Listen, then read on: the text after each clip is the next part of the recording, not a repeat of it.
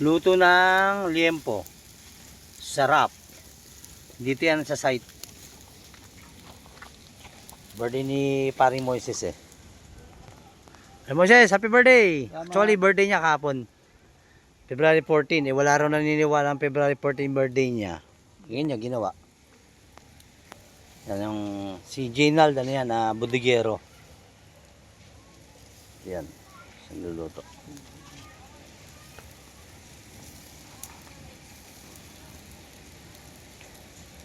Tapos meron dito sinigang na ulo ng baboy. Ito natin.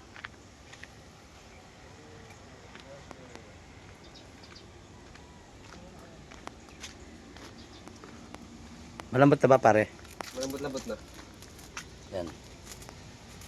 Sinigang na ulo ng baboy. Aray, pati nga kung marami yan, baka lang makakaunti. Eh, ganun nga.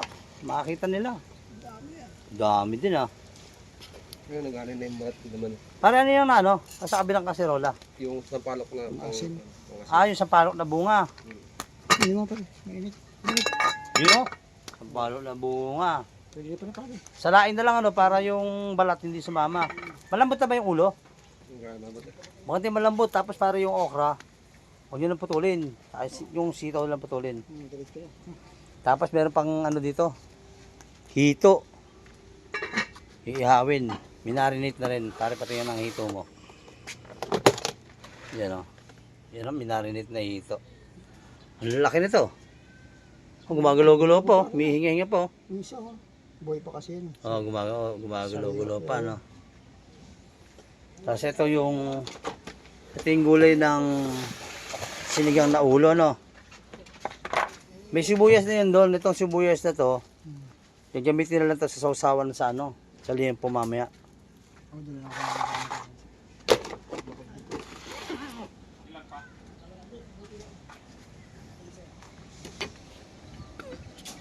Si Jeffrey Oxina, kukuha ng bakal. Dadalhin niya sa doon sa site.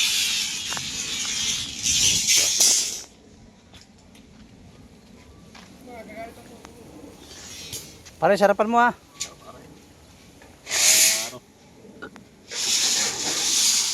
So, meron pa to yun. Meron pa dito. Meron pa ba? Ilan pa to? Dalawa. Tatlo pa. Marami pa. Tatlo pa to. Tapos ilan yan? 3, 6, 7, 8. 8. Bali, 11 piraso pag sinama to. Yan. Ano yan? Magpuputol ng bakal yan. Puputulin nyo pa rin. Kaya dinilaro na no? Oo, pa.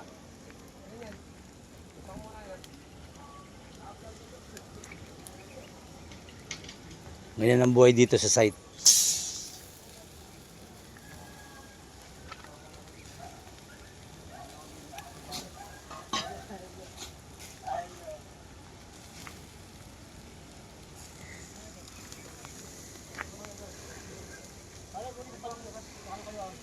Saan ba ito pare? Ha? Patis. May paris dyan. Yan. Baraks ni Ginald dyan, ang budigero. Maraming laman yan, mga patis. Nandiyan dyan, kompleto yan dyan.